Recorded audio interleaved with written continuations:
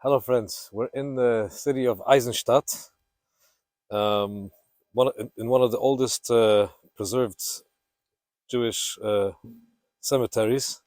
As you can see here, the oldest matzeva here will be, I think we read from 1679. It was a bit destroyed in the war, but it was redone, refixed right after the war. The city is doing a major program to give a story for each headstone, but we're here because of one famous grave a little bit further up. That would be the Panim Meirot, the Meir of Eisenstadt, which I myself am a 10th generation from him.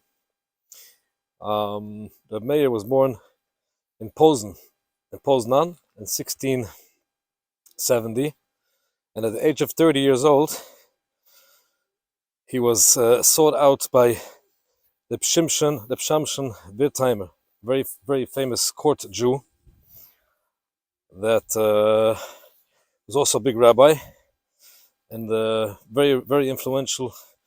And he was a court Jew by a lot of the emperors and kings. I think he himself also served here as rabbi in Eisenstadt for a while. But he brought Reb Meir from Posen to be Rosh Hashiva in Mainz, Magenza.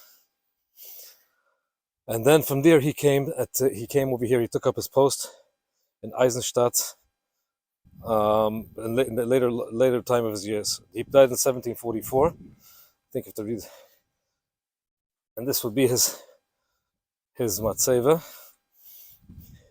It says on it, Paul Nitman. Here lies Rav Hagadol, the big rabbi, Mereno Rav Meir Au the Kal Kodesh Ash. That's the acronym for Eisenstadt. That's how they also called themselves later, some of the family. Ausch or Ash. And he passed away in Chov Zayin Sivan in 1744. Now, this Reb Meir, while he was here, he was also, people don't know it, but the Binyamin and Eibeshitz also lived here in this area, one of the cities not far. His father passed away, and Binyamin and Eibeshitz was brought up in the house of the Meir Ash. Again, I was saying that this Pshimon Wertheimer, he was the one that brought him here.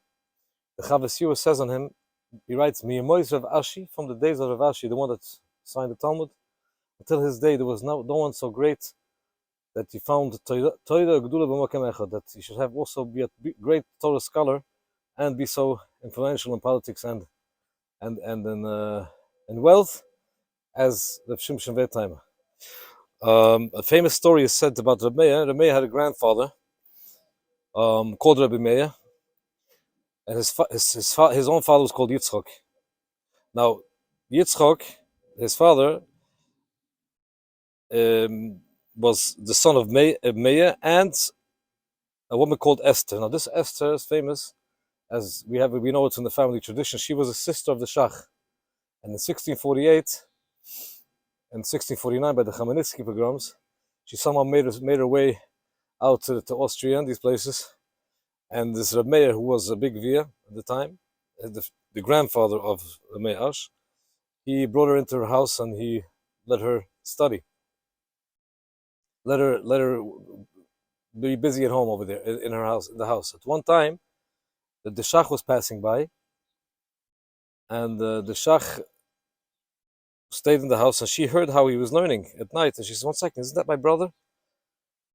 And there was a big reunion. The Shach had lost along the way his sister. He didn't know where she is, and he let Reb Meir, who was then an Almoin, marry his sister, much younger than him.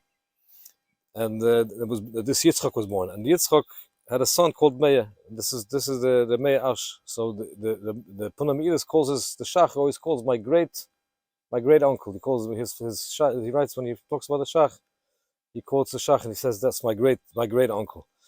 That's the story of the Panim Meirot.